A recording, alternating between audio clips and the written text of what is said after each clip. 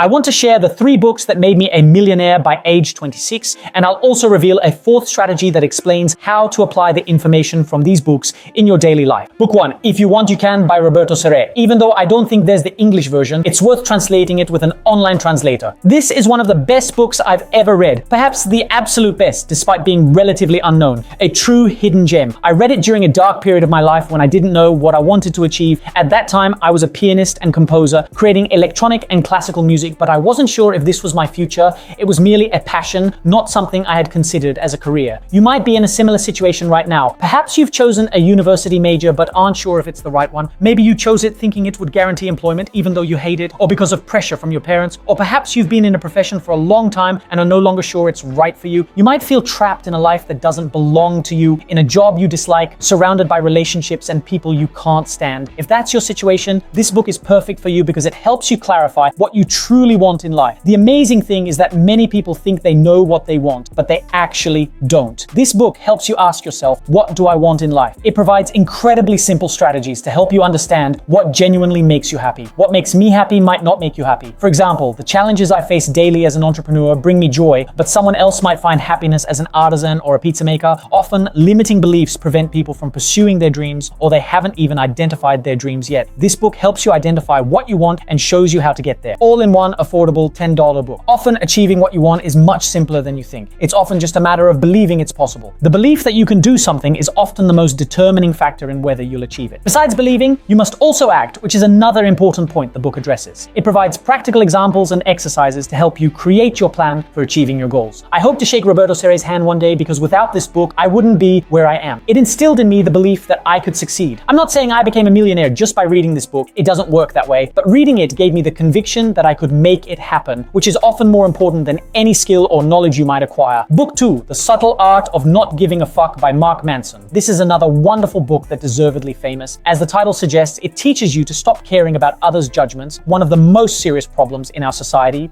I used to be severely affected by this issue. As a child, teenager, and even in my early 20s, I was always worried about what others thought. Having played piano since I was 5 to 6 years old, many people said I must be homosexual, a completely stupid assumption. Now, I don't care what others think, but back then it hurt. Many people are in the same situation today. For example, think about the stereotype in Italy about men in classical ballet. Some people want to do ballet, but because we still live in an ignorant society, especially in Italy, people judge them. This book helps you overcome this mindset. If you decide to work hard in life, to push yourself every day to achieve your goals, people will judge you saying, who does he think he is? If instead you do nothing all day, people will say, look at him, he does nothing all day. Or, so no matter what you choose to do, people will judge you regardless. So who cares what they think? That's exactly what this book teaches you. Not to give credit to your friends, family, or anyone except yourself. And this is just one of thousands of insights you can gain from this $10 book. It also teaches you to take complete responsibility for yourself. Many people tend to blame others and external factors for their situation, the government, the state, etc.